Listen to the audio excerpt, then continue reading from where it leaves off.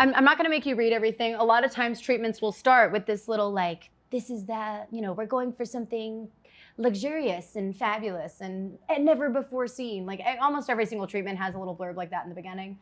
And then this is where, which is really important, which I love it when directors do this, they actually put the quotes of the songs when we're supposed to see the scenes. That gets really helpful when they are actually referencing a certain part of the song to like something I'm actually supposed to build, because that helps with my planning. When I'm building like 5 really intense sets like that, I know, okay, if they're shooting at 8 a.m. and I'm not seeing this line and this scene until 5, I can make sure I have the 8 a.m. sets done, and then I can be working on this other stuff while they're shooting the other thing. So that is really helpful for those of you that want to write treatments. Also, visuals are the most important thing in treatments. I mean, they help me so much. Every now and then, sure, I'll get treatments that are just very, broad and don't really give a lot of insight into what exactly they're looking for. But then at that point, that's when I get to be super creative and I get on the phone with the director and I'm like, okay, what about this, this, this, and this? But this is helpful and it makes the process go a bit faster, especially when you're in a time crunch and you don't have time to like shoot the shit with the director. Having the visuals, is really helpful. I mean, you saw this exact shot, in the set or in the music video. Which actually this was all green screen, so I didn't really have to do much for that, which was really nice. I was initially gonna have to build the clock, and that was one of those conversations where I was like, okay, I can build this clock, but then I'm not gonna have time to do this for the beauty store, or I'm not gonna have time to do this for, the city block scene. And then we finalized at the end, okay, then this is the one thing in this video that can be done in post. Okay, so this is where they started talking about wanting the city setup. Notice how they really, this is the MCM setup. Here we go. Camera takes us inside where the girls are camouflaged into the couch. Think monochromatic yet invisible to the eye, rather body paint or wardrobe. The ladies are blended in with the sofa.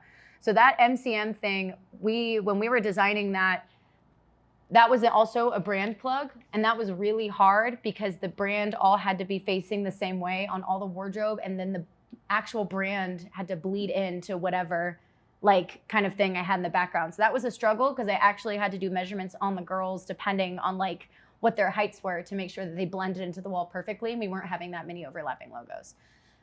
So that was hard. This is actually a scene that got cut because it was another one of those conversations where it was a time and a money thing. Just to put it in perspective, you guys, I was on that set for 26 hours straight.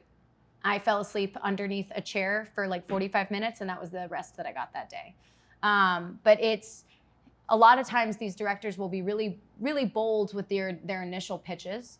And then, once they talk to me or they talk to producers, once we get money going, then they start to scale back. So as a director, as a creative director, when you're pitching something, don't feel like just because of the money you have, you're not able to just put all of your ideas on paper, because then you get to talk to your team and you get to figure out what's most important to your narrative, what's gonna work in the budget, and what's gonna look best on camera.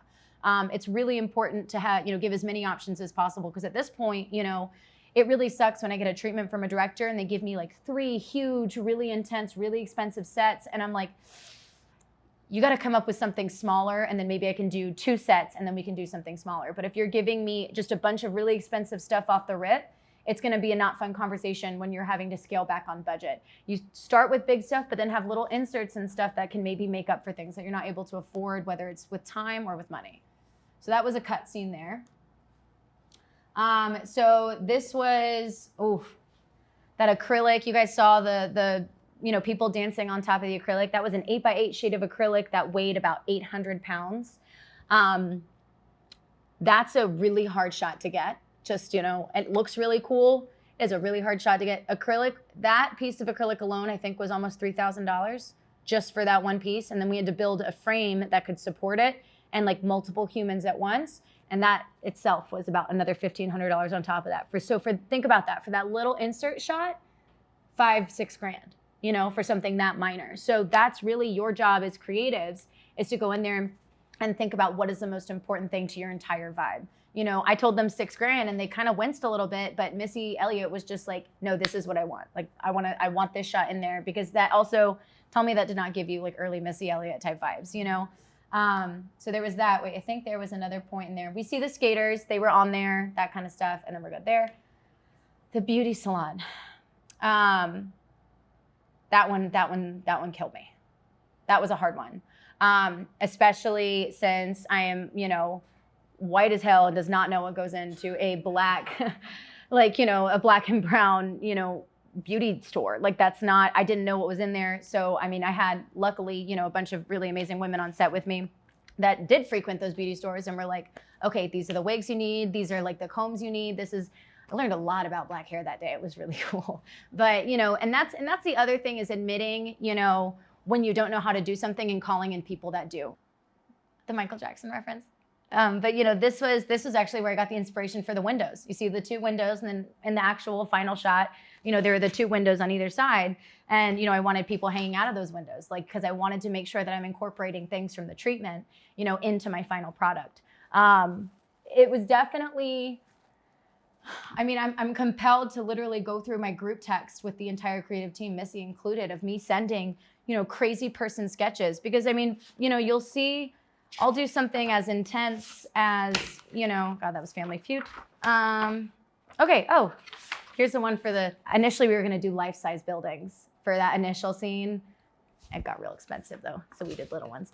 But, I'll be, as intense as something like this, when I'm doing a hospital scene, and then I'll go, as crappy as I was with the ones earlier. And there's certain points when, as, a director or producer, you have to realize, okay, the director's making changes. We have this amount of time. We're not going to get renders. We're not going to get brand new, like really thought out, colored, 2-scale sketches this late in the game. That is something that will stress out your art team. That will stress out your production team. And it makes things really, really difficult. So yeah, with this one, initially you saw there were probably 8 different layouts that I designed for that setup. And the one that we finalized on was the one that I did in blue highlighter in the bottom corner of a page that I'd already sketched on. So it doesn't always, keep in mind, it doesn't always have to be beautiful. Your biggest job, and arguably one of the most important things about my job, is selling it. If I can sit there and I can show you a sketch that probably isn't like super great and doesn't really explain a ton, but I can sit there and I can walk you through it and I can sell it to you, that's the most important thing. You have to learn how to talk to your clients. You have to learn how to paint a picture with words. And then, even if I don't have time to send everything out, then I send in, I'll go online, I'll look up, cityscape window, and I'll get a zoomed in picture, like I'm thinking this for this area. And like I said, another reference picture, this for this area. You don't always have to sketch everything out, but the more visual references you can provide when walking a client through this kind of stuff, the better it's gonna be. And then we have our cute little let's shoot slide at the end.